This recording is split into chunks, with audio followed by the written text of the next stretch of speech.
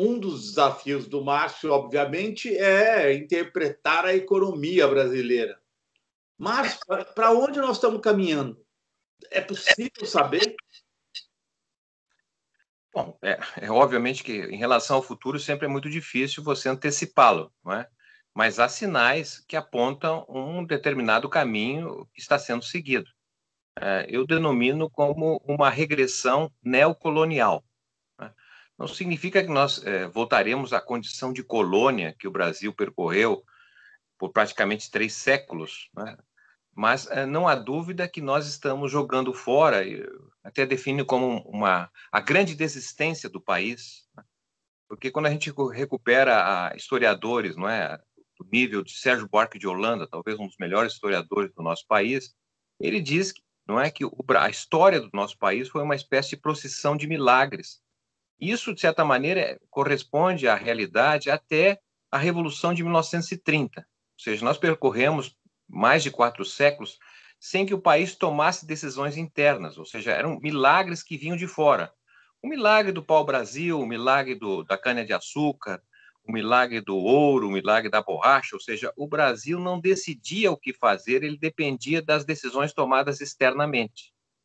E não há dúvida que a Revolução de 30, por praticamente meio século, né, entre a década de 1930 e a década de 1980, o Brasil começou a desenhar um projeto nacional, com vários problemas, dificuldades, né, mas o Brasil saiu de uma sociedade muito primitiva, que era aquela sociedade agrária, que dizia respeito a uma sociedade de expectativa de vida de 35, 36 anos de vida, né, para uma sociedade urbana, uma sociedade industrial, com muitas dificuldades, é claro, mas o Brasil foi, na década de 1970, junto com a Coreia do Sul, os 2 únicos países que conseguiram se industrializar no mundo. No mundo, porque os outros países, Estados Unidos, os chamados países envolvidos, haviam se industrializados antes do século XX. Então, não há dúvida que o Brasil construiu um projeto, nós saímos de representar 1,6% do PIB mundial em 1930 para 3,2% do PIB mundial em 1980. Como que nós estamos agora? Atualmente, nós estamos com 1,8% do PIB mundial. Ou seja, 40 anos depois, praticamente a partir do ingresso do Brasil na globalização, da forma como foi feito a partir de 1990, não é? Nós não conseguimos, na verdade, garantir a industrialização. Hoje somos um país desindustrializado, né? A participação da indústria no PIB nacional está abaixo de 10% do PIB, é mais ou menos o que era o Brasil na década de 1910, não é? Somos um país com uma base agrária, exportadora, mais de 2/3 das exportações brasileiras são vinculadas a produtos primários. O setor agropecuário no Brasil, chamado agronegócio, não é muito mais frágil que havia sido a economia cafeeira, por exemplo. Não é? O ciclo do café do nosso país, na verdade, ele era mais forte, porque nós não apenas tínhamos a produção nacional, mas a pesquisa, a tecnologia, não é? O Instituto aqui Agronômico de Campinas, por exemplo, produzia toda a parte mais química, era de nossa responsabilidade. Hoje o agronegócio, na verdade, ele depende muito do exterior, né? Nós não produzimos fertilizantes, nós não produzimos sementes, as empresas de comercialização são estrangeiras, então é um setor importantíssimo, mas muito frágil, porque depende do exterior. E se você não tem indústria, tem um setor primário desta magnitude, o que sobra é o setor de serviços, né, que antes da pandemia respondia por 4/5 da ocupação do país. Ocorre que as principais ocupações do país são ocupações, na verdade, não vinculadas à economia, à atividade econômica, mas à renda das famílias. Ou seja, uma massa crescente de pessoas que depende das migalhas das famílias muito ricas. Para te dizer, em síntese, as 3 principais ocupações do país antes da pandemia, porque a pandemia vai confundindo, vai embaralhando os dados no mercado de trabalho. Mas em 2019, as 3 principais ocupações do Brasil eram, em primeiro lugar, o trabalho doméstico. O Brasil representa quase 10% de todo o trabalho doméstico do mundo. 10%. E a população brasileira responde por menos de 3% da população mundial. Então, para ver que tem aqui uma situação. A segunda ocupação mais importante do Brasil é a ocupação vinculada às atividades de segurança privada. Certo? Nós vivemos um clima de guerra civil, mais de 60 mil pessoas assassinadas, não é? Dá esse sinal. E a terceira ocupação mais importante é a ocupação dos entregadores, né? esses trabalhadores de plataforma, etc. Ou seja, são ocupações mais vinculadas à renda das famílias do que à atividade econômica. Então, o que resulta disso? A ideia que eu tenho é que, de certa maneira, nós estamos voltando a uma situação que já vivemos na República Velha, de 1889 a 1930. O que era a República Velha? Uma parte muito pequena integrada, o que o Caio Prado chamava de os orgânicos, e uma massa de inorgânicos sobrantes. Essa massa sobrante estava submetida ao banditismo, ao jagunço daquela época, não é? Há movimentos como o do Coluna Prestes, inclusive, que se movimentavam tentando mudar o país, mas um país muito agrário. E segunda forma de gestão daquela miséria era dada digamos assim, pela evangelização, não é? Pelo fanatismo religioso. Temos canudos, não é, para experimentar. E quando eu olho, atualizando, evidentemente, hoje sou um país urbano e tal, mas o Rio de Janeiro é praticamente uma nova Canudos, certo? Banditismo, não é, fanatismo religioso, e nós estamos, a cada dia, não é, sendo conflagrados com uma espécie de novo jagunço que emerge no país. Né? Então, nós tivemos aí, no ano passado, 3 cidades, Criciúma, Araraquara e uma cidade no Pará, não estou lembrando qual é a cidade, que tiveram aquela presença do crime organizado, chega à noite, paralisa a cidade, toca medo na população e rouba com certa facilidade. Então, esse é o quadro que nós estamos caminhando, digo assim, de uma regressão neocolonial. Márcio, a política econômica do Bolsonaro muda isso ou aprofunda isso? O Bolsonaro mudou, a meu modo de ver, fez um cavalo de pau na política econômica no ano passado. Né? Por quê? Bom, porque, na verdade, ele teve a oportunidade do acesso a um orçamento extraordinário, não é? Que equivaleu a cerca de 8% do PIB, em que ele conseguiu, na verdade, ampliar o gasto público no país. Não é? E de várias formas. Talvez pudesse ter utilizado de melhor maneira, mas o fato concreto é que o Brasil, em 2020, passou a ter 40% da população vivendo do orçamento público. Nós tínhamos, em 2019, 27% da população que vivia do orçamento público, de vários programas, do seguro-desemprego, Bolsa Família, os programas de previdência, assistência social, entre outros. E isso foi levado, não é, muito para 40%, o que fez, inclusive, que o Brasil, em 2020, ao contrário de quase todos os países latino-americanos, não tivesse aumento da pobreza. Nós tivemos aumento da pobreza no México, na Argentina, a CEPAL está revelando isso, e a OIT, e o Brasil não teve. Então, foi, de certa maneira, uma mudança importante. Mas, associado a isso, nós tivemos uma ampla desvalorização da moeda, o que ajudou as exportações, por exemplo, não é? E tivemos uma importante queda na taxa de juros, o que reduziu bem o gasto com juros com o Brasil. Então, a meu modo de ver, houve uma mudança importante em 2020. Agora, essa mudança não está se prevalecendo para 2021. Né? Então, ao que parece, se desfez o que ocorreu no ano passado, mas o orçamento do país não foi votado, nós não sabemos muito bem. Há sinais de que os programas de auxílio voltarão, não com a mesma magnitude, não com o mesmo valor. Mas essas medidas que foram importantes, elas minoraram, reduziram o efeito da crise. No início do ano passado, se imaginava uma recessão de 9% a 10% do PIB. Ela foi em 4%. É grave, mas muito menos grave do que seria. Não é? Mas o país não tem, na verdade, regras para sair da situação da pandemia. Não tem um horizonte, não tem um projeto. Nós vamos ser o que mesmo? Não, o projeto é fazer reformas. As reformas, se fizerem todas elas, que país sobra dessas reformas? Não sobra país. Então, não tem um projeto nesse sentido. Então, eu diria assim, vivemos uma espécie, o país virou uma espécie de pronto-socorro, ou seja, os governos se transformaram, não é, em gestores de emergências. O pronto-socorro, não, ele está preparado para atender alguém que levou um balaço, foi esfaqueado, né? Qualquer coisa que aconteça tem que responder ali, mas as questões estruturais do país não estão sendo tocadas. Ô, Márcio, a taxa de juros lá nos Estados Unidos, principalmente dos títulos do Tesouro, que são mais de um longo prazo, por um lado, e os juros baixos no Brasil são eles que fazem com que os investidores estrangeiros estejam fugindo do Brasil? Certamente esse é um componente, digamos assim, na equação de decisão do investimento. Não é? mas me parece que ele não seria dominante. O fato é que nós temos hoje um movimento que resultou da globalização e que dá uma condição especial para os donos do dinheiro, não é? Olhar o painel do mundo e decidir melhor as aplicações. O fato é que o Brasil, que era visto no passado como um país de futuro, não é? Parece ter como futuro um longo passado. Então, o que acontece é que o Brasil oferece como futuro uma espécie de retrovisor. Ou seja, é possível fazer mais fazendo o mesmo. Não me parece esta a saída. E, nesse sentido, nós já estamos há mais de 2 anos com fuga de capital. Nós somos um país de fuga de capital, fuga de cérebro. Jovens, não é, mais qualificados, estão deixando, já não é de hoje, o país, não é? E também empresas. Não é? Nós estamos vivendo uma espécie de plano de metas ao inverso. Juscelino Kubitschek, no seu plano de metas, né, fez 50 anos em 5, de 56 a 61.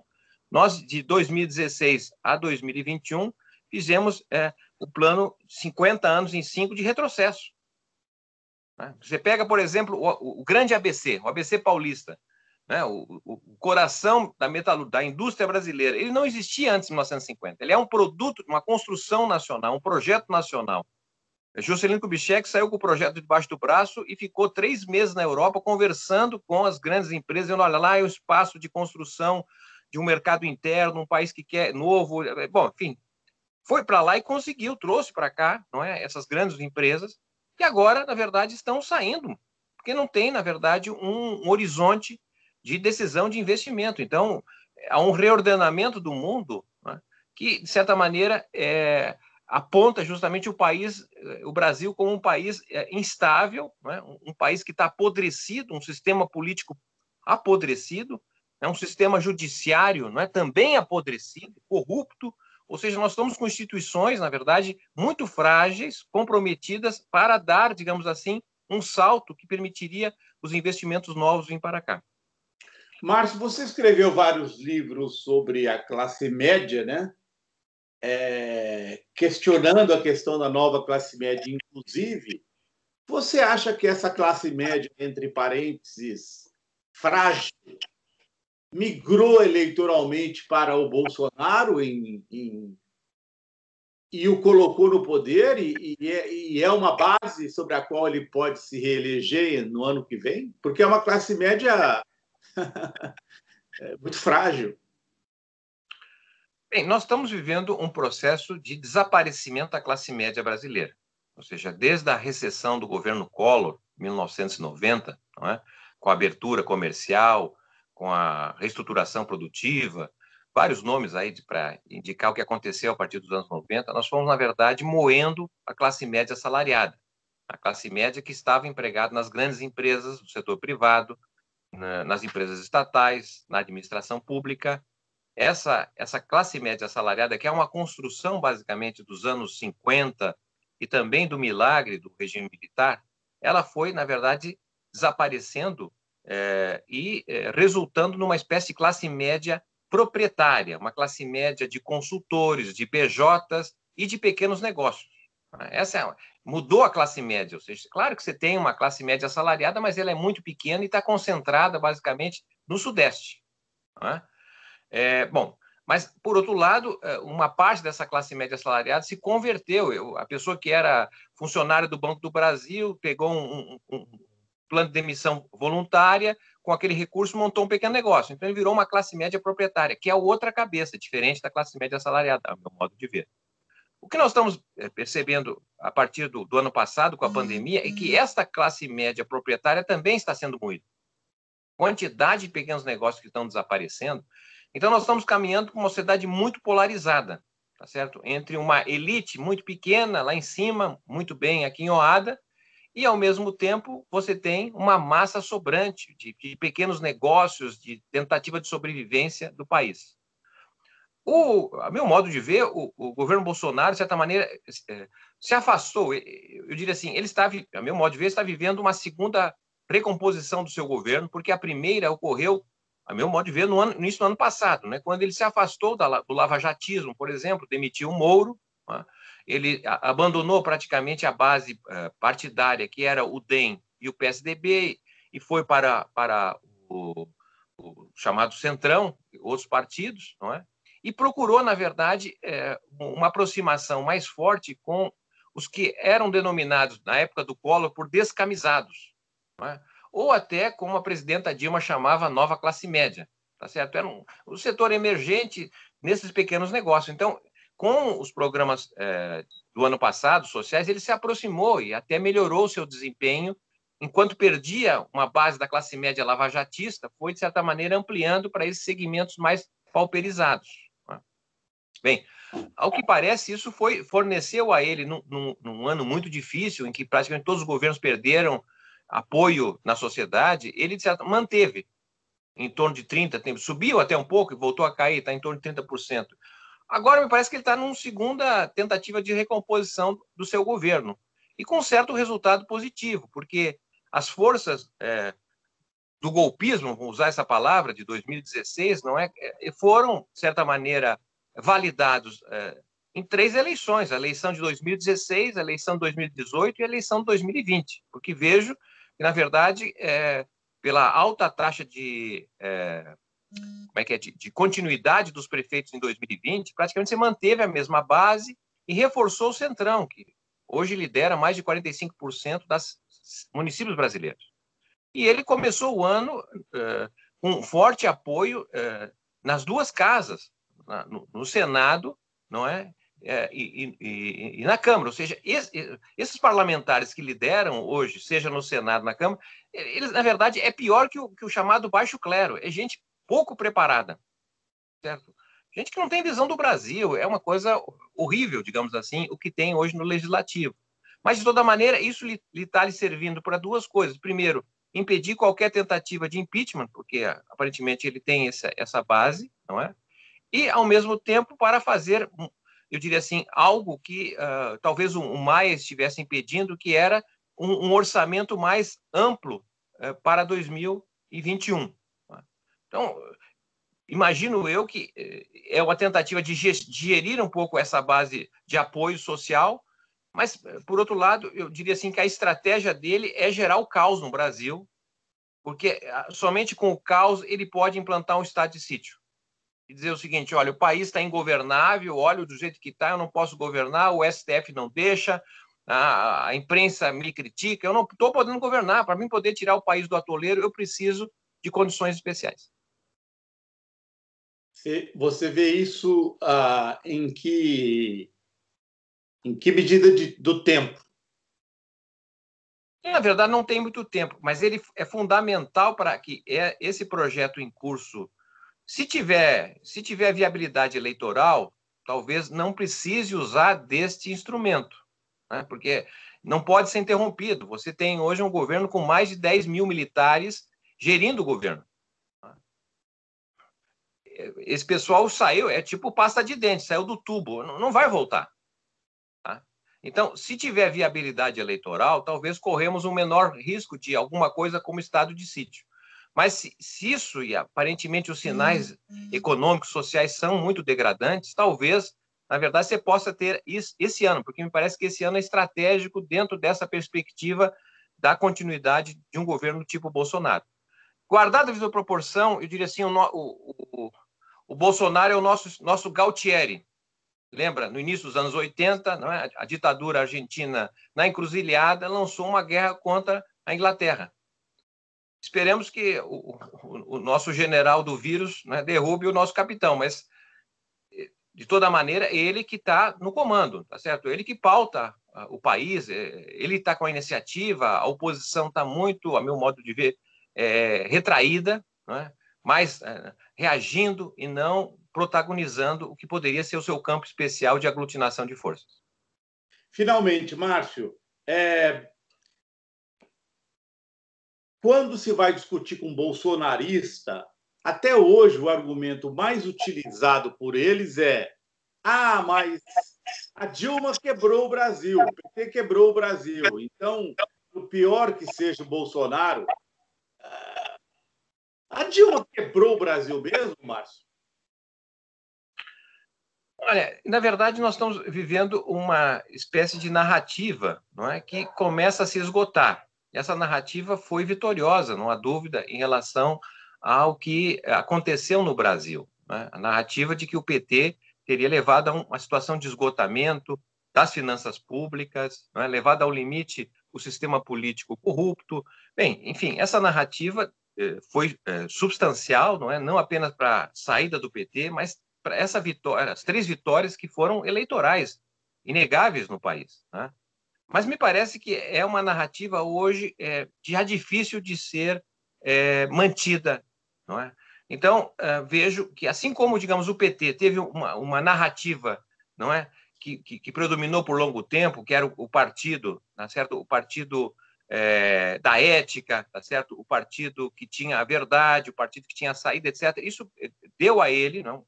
Se a gente olhar um pouco a história do país, um partido que nasce no início dos anos 80 e chega ao governo de forma muito rápida, não é? E essa certa dominância que ele passou a ter, não é, lhe garantiu 4 eleições vitoriosas, inegáveis. Talvez tivesse a 5ª eleição, não sabemos muito bem, mas se encaminhava para isso, não é? Então isso foi interrompido. Então essa narrativa que deu ao PT um protagonismo inédito e que só tinha dado ao PTB no passado, não é?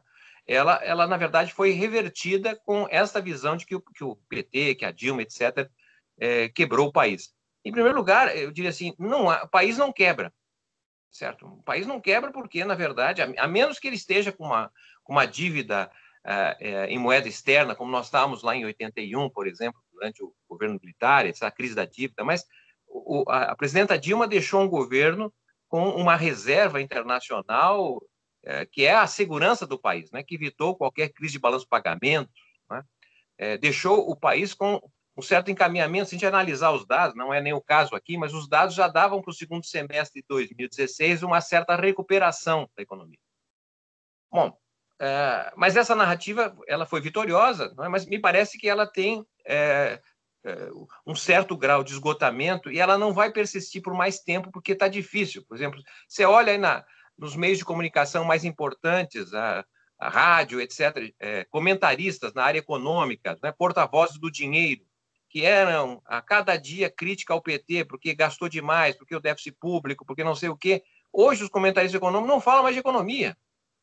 Tá certo? Fala de futebol, né? Fala da pandemia, fala do Bolsonaro, do ministro das... Não fala de economia, porque a economia está horrível no país. A desorganização das finanças é uma coisa inimaginável, não é? A destruição do sistema produtivo. Então, é um sinal de que eles não têm outra narrativa e aquela que usavam, tá certo, se enfraqueceu muito. Márcio, um grande abraço para você. Muito obrigado por essa aula que você nos deu. E vamos esperar que a situação, a sua preocupação é a mesma. Eu acho que você falou uma frase muito importante aí. É a questão de que quando os militares saem do tubo da pasta de dentes, é muito difícil colocá-los de volta. Mas vamos esperar pelo melhor. Um grande abraço para você. Obrigado pela entrevista, viu? Obrigado a você. Um abraço. Tudo bom.